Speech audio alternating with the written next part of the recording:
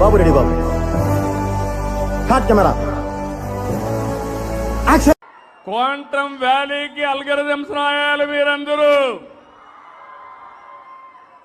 ఇక్కడే తిరుపతిలోనే ఐఐటి తెచ్చాను నేనే. ఆ రోజు కేంద్రం చెప్పి ఐఐటి ఇస్తే తిరుపతిలో పెట్టించాం. ఐజర్ తిరుపతిలో ఉంది. నేను కూడా వెంకటేశ్వర యూనివర్సిటీలో చదువుకున్నాను. ఈ ఊళ్ళో ఉన్నాడు రా బిల్డప్ బాబాయ్ అని. ఆడు వచ్చాడంటే పెద్ద తలనొప్పరా. వచ్చేసాడు రాడు. నేషనల్ హైవే ఎక్కితే హుషారుగా వెళ్ళిపోవచ్చునా లేదా అని మిమ్మల్ని అడుగుతున్నా. ఆ రోడ్లు కూడా వాజ్పేయి గారి పీరియడ్ లో నేనే ఆయనకి ఆలోచన ఇస్తే ఆ రోడ్లు వేసాడు. సెల్ ఫోన్ ను కనిపెట్టిందే నేను లేకపోతే అసలు హైదరాబాదే లేదు. కరోనా వ్యాక్సిన్ ను కనిపెట్టింది కూడా నేనే. అసలు ర్యాపిడో నా వల్లే స్టార్ట్ అయ్యింది. నేను లేకపోతే ఐటీ వచ్చేదే కాదు.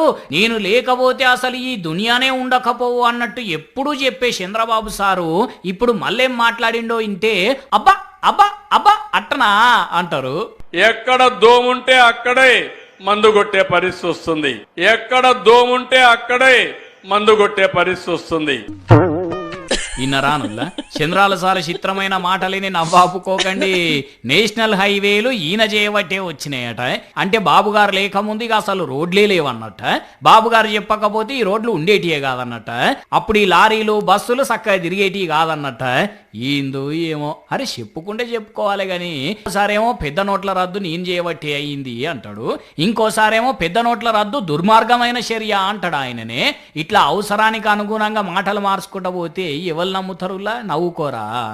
ఇదేంది సారు, దోమున్న కాన్నే మందు కొట్టాలి, గోకుడు పెట్టిన కాన్నే గోక్కోవాలి, తుమ్మొచ్చినప్పుడే తుమ్మాలి, దగ్గొచ్చినప్పుడే దగ్గాలి. ఇది కూడా మీరే చెప్పాలనా సారు? అందరికి తెలియదా? ఓహో ఇది కూడా మీ జనరీలో భాగమేనా? ఇగో ఇదుల్లా చంద్రబాబు కథ. ఇక ఇంకోసారి చంద్రబాబు చెప్పే ఇటువంటి మాటలు వింటారా? మహాప్రభు ఆపండి.